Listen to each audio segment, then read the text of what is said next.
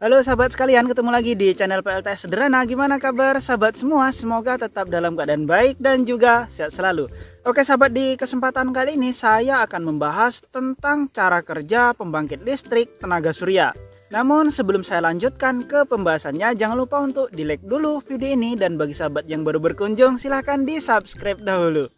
Oke sahabat, dalam sistem pembangkit listrik tenaga surya ataupun sistem PLTS paling tidak ada 3 atau 4 komponen yang paling penting. Yang pertama, komponen paling penting dalam sistem PLTS adalah panel surya.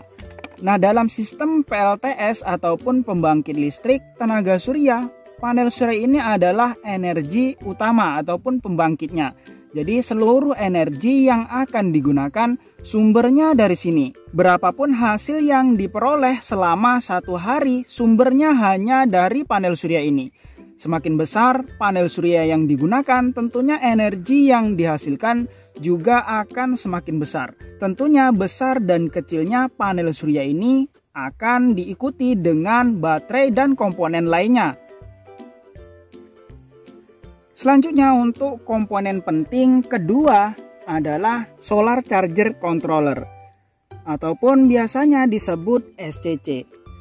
SCC ini umumnya ada 2, ada SCC PWM dan ada SCC MPPT. Nah, yang ini adalah SCC PWM. SCC ini berfungsi untuk mengontrol daya yang masuk dari panel surya menuju ke baterai. Jadi ini berfungsi untuk mengontrol ketika baterai kemungkinan sudah penuh atau mengontrol daya ketika baterai sudah habis.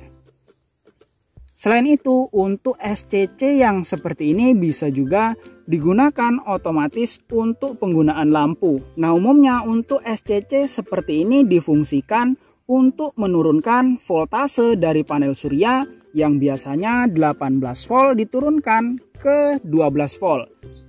Nah, yang menurunkan adalah SCC seperti ini. Atau mungkin untuk sistem yang di atasnya untuk sistem 24 volt. Jadi SCC ini menurunkan tegangan dari voltase panel surya 36 volt diturunkan ke 24 volt. Komponen ketiga selanjutnya yang paling penting adalah penyimpanan energinya, atau biasanya disebut sebagai aki atau baterai. Untuk baterai yang digunakan dalam sistem PLTS itu bermacam-macam. Ada aki kering, ada aki basah, ada juga baterai lithium 4, ada juga baterai lithium ion, dan beberapa baterai lainnya yang biasanya bisa digunakan untuk sistem listrik tenaga surya. Kemudian untuk penggunaan skala rumahan biasanya ada alat tambahan yang disebut inverter. Inverter berfungsi untuk mengubah listrik yang masih DC dirubah ke listrik yang sudah AC. Untuk kebutuhan listrik DC biasanya terbatas, hanya untuk beberapa beban kecil saja. Sementara itu, untuk kebutuhan kipas angin, TV, rice cooker harus menggunakan inverter yang mengubah DC menjadi sistem listrik AC. Nah, sebenarnya untuk sistem PLTS skala kecil cukup membutuhkan 3 komponen ini saja, panel surya, SCC, dan baterai. Dengan 3 komponen ini sudah bisa digunakan untuk menyalakan lampu, untuk mengecas HP, dan untuk menyalakan beberapa beban DC seperti pompa air DC, kipas angin DC, mungkin juga ada TV yang masih DC. Dengan begitu sebenarnya lebih hemat untuk energinya dibandingkan menggunakan inverter. Namun untuk skala besar tentunya wajib menggunakan inverter, karena inverter sendiri bisa untuk menghidupkan beban seperti halnya di PLN. Nah, setelah tahu komponen-komponen untuk sistem tenaga suryanya, saya akan mensimulasikan cara pemasangannya. Dalam sistem pemasangan pembangkit listrik tenaga surya ataupun sistem PLTS, yang wajib dipasang dulu adalah baterai ke SCC. Cara pemasangannya, untuk yang kabel merah ini ataupun kabel positif dipasang ke inputan yang positif. Sudah ada tandanya dan sebenarnya mudah untuk dipahami.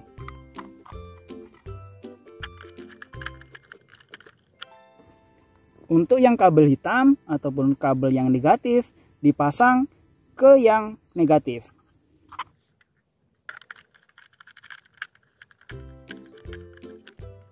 Setelah kabel terpasang, pastikan untuk di display SCC-nya sudah ada gambar ataupun angka-angkanya.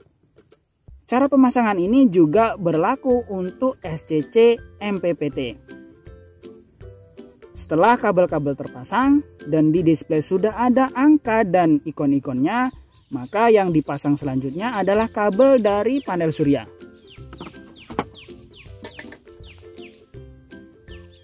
Untuk yang kabel merah ataupun kabel yang positif, pasang ke bagian input dari panel surya yang positif juga.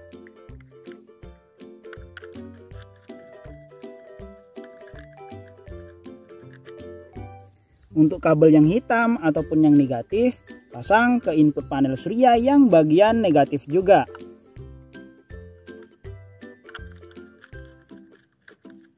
Setelah kabel dari panel surya sudah terpasang dengan kencang dan benar, pastikan untuk gambar panel surya di display muncul. Dan untuk memastikan apakah panel surya masuk mengecas baterai adalah tanda ikon ini.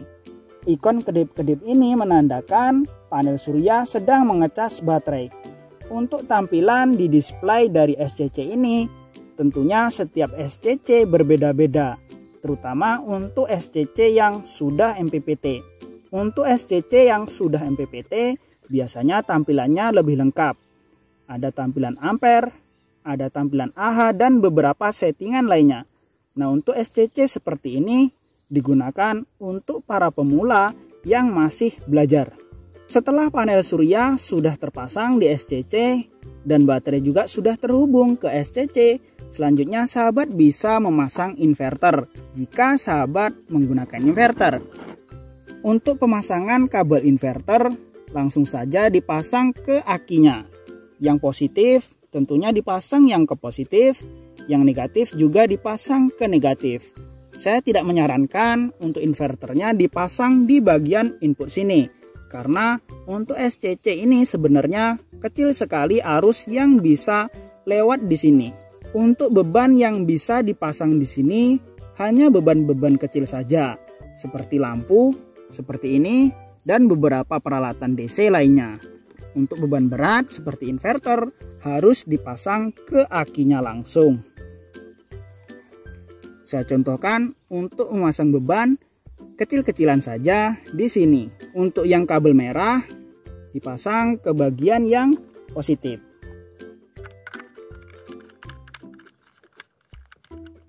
Untuk kabel yang negatif dipasang ke input load yang negatif.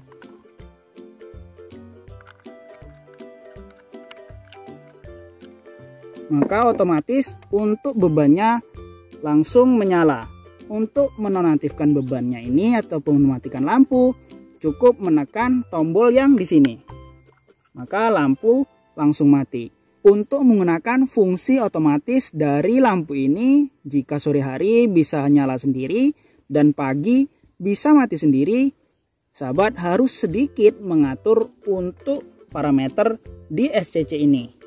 Untuk merubahnya, cukup tekan ini 1 kali, 2 kali, 3 kali, 4 kali. Setelah gini, tekan tombol ini sampai tulisan 24 kedip-kedip. Turunkan hingga tulisannya 0.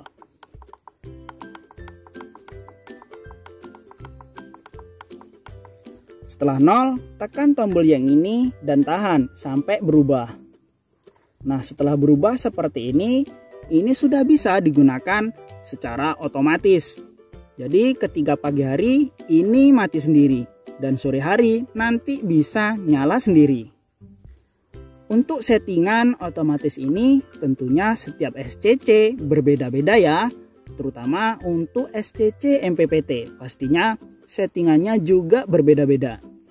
Untuk mengetahui apakah lampu ini otomatis nyala ketika sore hari dan otomatis mati ketika pagi hari, coba saya putuskan untuk hubungan dari panel suryanya. Dengan begitu sama saja panel surya tidak mengecas.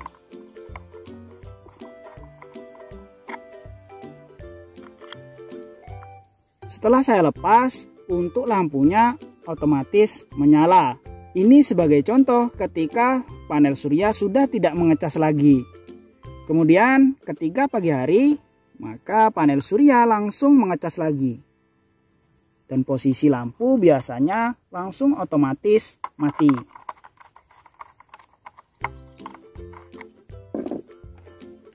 Dan lampu sekarang sudah mati. Ini bisa digunakan sebagai lampu otomatis dan tidak perlu menggunakan saklar lagi. Nah, yang saya sampaikan di sini hanya rangkaian dasar saja. Untuk lebih aman dan lebih safety-nya, sahabat perlu menambahkan seperti halnya MCB, sekring, dan alat tambahan lainnya. Oke sahabat, berhubung saya sudah keringetan semua dan ini baju saya basah karena kepanasan, jadi videonya cukup sekian dulu ya. Semoga apa yang saya sampaikan ini dapat bermanfaat bagi sahabat semua. Tentunya bagi sahabat yang ingin memulai sistem PLTS atau mungkin bagi sahabat lainnya yang sedang mencari ilmu tentang PLTS. Dan jika yang saya sampaikan masih kurang jelas, sahabat bisa langsung menanyakan lewat kolom komentar. Atau sahabat ingin belanja beberapa komponen PLTS, coba cek di pin komentar saya dan juga di deskripsi video. Untuk di deskripsi video saya sudah meletakkan link koleksi Shopee saya. Di sana sahabat bisa melihat beberapa rekomendasi komponen PLTS yang mungkin sahabat butuhkan. Atau sahabat juga bisa berkunjung ke video Shopee saya. Di sana tentunya ada beberapa potongan harga sehingga harganya bisa lebih murah. Oke sahabat, sampai jumpa lagi pada video berikutnya.